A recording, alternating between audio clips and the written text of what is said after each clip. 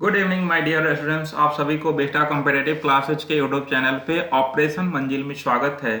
और आज हम लोग ऑपरेशन मंजिल के तहत सीरीज 9 देखेंगे, जो आपके परीक्षा के लिए काफ़ी महत्वपूर्ण है। तो आप सभी देखें, और अगर पहले की वीडियो नहीं देखें तो वो भी देखें। आप सीरीज से देखें, इससे आपका तैयारी काफ़ी अच्छा होगा और आप परीक्षा में अच्छा करेंगे। इसलिए आप वीडियो 1 से लेकर जो है वो 9 तक देखें, और लगातार आपको ऑपरेशन मंजिल के तहत स्पेशल जीएस का सीरीज चल रहा है, जो आपके लिए ऑल कॉम्पिटिटिव एग्जाम के लिए काफ़ी महत्वपूर्ण है। तो इसलिए आप सभी फॉलो करें इस चैनल को, और इस तरह से अगर आप नए हैं तो क्लास को सब्सक्राइब करें और लाइक शेयर करना ना भूलें। तो वो सब करते रहें और क्लास का आनंद लें, सीरियस होकर क्लास को देखें। ये आपके लिए काफ़ी महत्वपूर्ण है। आपके लिए मैं अच्छा प्रश्न लाता हूँ ताकि आप परीक्षा में बेहतर कर सकें। और आइए इसी के तहत आज के जो महत्वपूर्ण प्रश्न है, वैसे सारे प्रश्नों को देखते हैं। तो का 1 नंबर प्रश्न है, निम्नलिखित में से कौन एक राज्य के नीति निर्देशक सिद्धांतों का उद्देश्य नहीं है? तो नीति निर्देशक सिद्धांत हम लोग स्टार्टिंग में ही वीडियो 1 में ही देखे थे कि जब हमारा कॉन्स्टिट्यूशन का निर्माण हो रहा था तो हम बहुत सारे हमारे देश के संविधान में स्रोत लिए गए थे। तो उसी में नीति निर्देशक सिद्धांत को जो है वो आयरलैंड के संविधान से लिया गया था, जिसका उल्लेख हमारे भारतीय संविधान के भाग 4 में किया गया है। तो राज्य के नीति निर्देशक सिद्धांत का उद्देश्य नहीं है, तो आज हम उससे संबंधित प्रश्न कर रहे हैं। तो ऑप्शन है, एक कल्याणकारी राज्य का स्थापना करना, सामाजिक आर्थिक न्याय को सुनिश्चित करना, एक धार्मिक राज्य का स्थापना करना, एक धर्मनिरपेक्ष राज्य की स्थापना करना।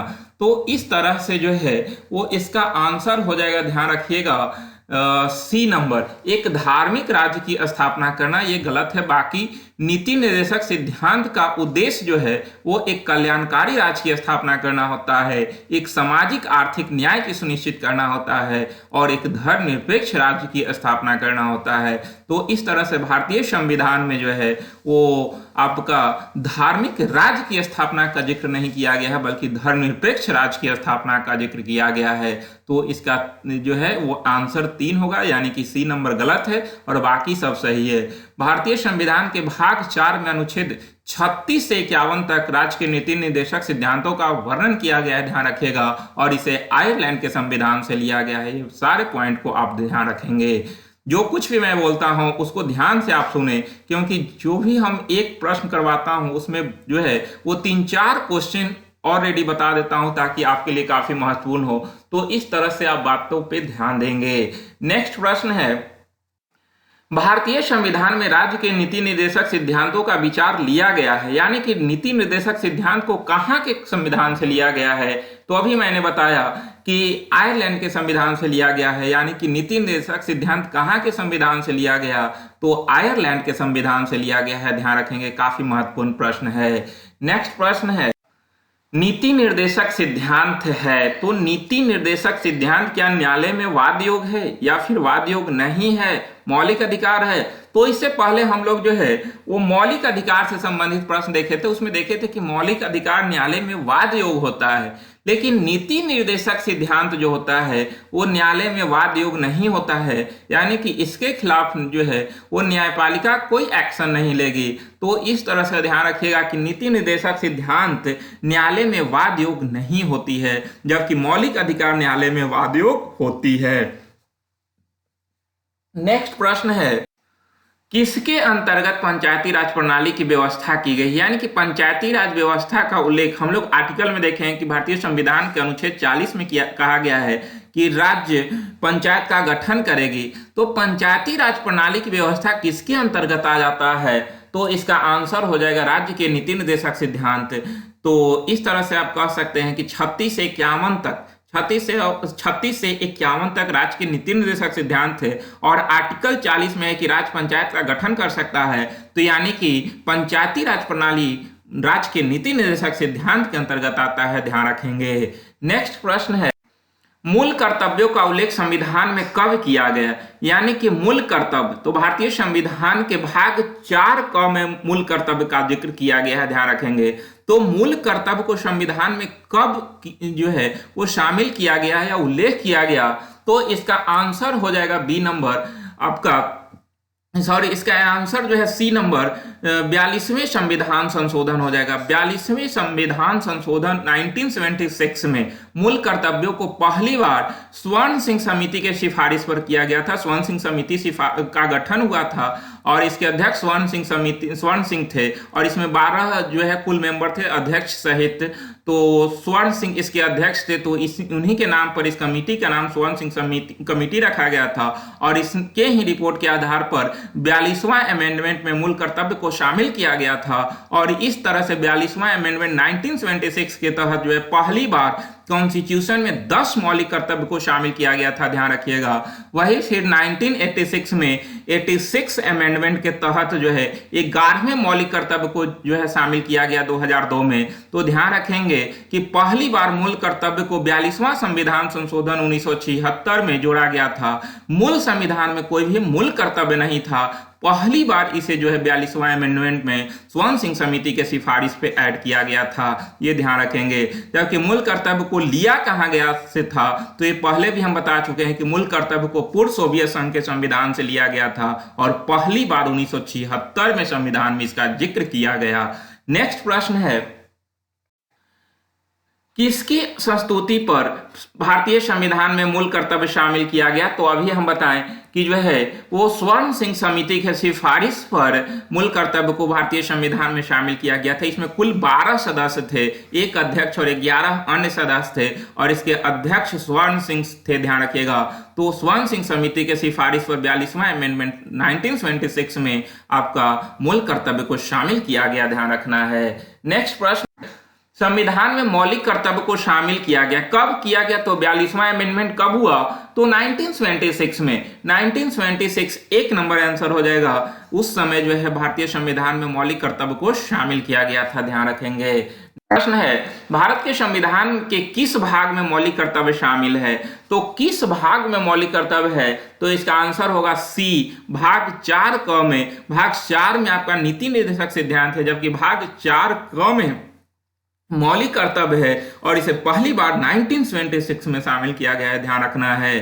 तो इस तरह से भाग 3 में आपका मौलिक अधिकार है, भाग 4 में जो है नीति निर्देशक सिद्धांत, 4 क में मौलिक कर्तव्य और भाग 2 में नागरिकता है, ध्यान रखेंगे। क्योंकि मैं पीछे जो है वो भाग, अनुच्छेद, अनुसूची ये सब करवा चुका हूं, आप सभी उसे ध्यान रखेंगे, काफी महत्वपूर्ण है। नेक्स्ट प्रश्न है, किस संविधान संशोधन द्वारा भारतीय नागरिकों के लिए 10 मूल कर्तव्य जोड़े गए थे? यानी कि कौन से अमेंडमेंट के तहत भारतीय नागरिकों के लिए 10 मौलिक कर्तव्य जोड़े गए? तो आपका इसका आंसर हो जाएगा 42वां अमेंडमेंट। 42वां अमेंडमेंट में 10 मौलिक कर्तव्य जोड़े गए थे पहली बार 1976 में। वही आपका 11वां मौलिक कर्तव्य के रूप में 86वें संविधान संशोधन 2002 में जोड़ा गया। तो ध्यान रखिएगा कि वर्तमान में मौलिक कर्तव्यों की संख्या कितनी है? तो मौलिक कर्तव्य अभी 11 है। मूल संविधान में कितने मौलिक कर्तव्य थे? तो एक भी नहीं थे, क्योंकि पहली बार 42वां अमेंडमेंट 1976 में जोड़ा गया था, ध्यान रखेंगे। तो इस तरह से वर्तमान में 11 है, मूल संविधान में एक भी नहीं था।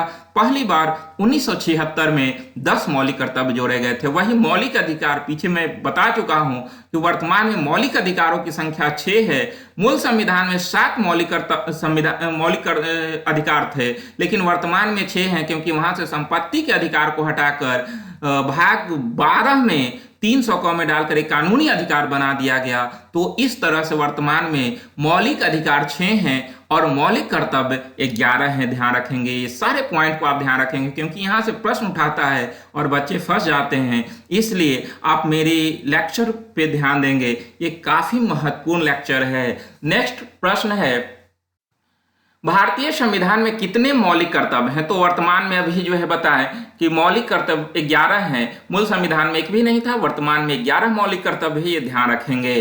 पहली बार 1976 में 10 मौलिक कर्तव्य।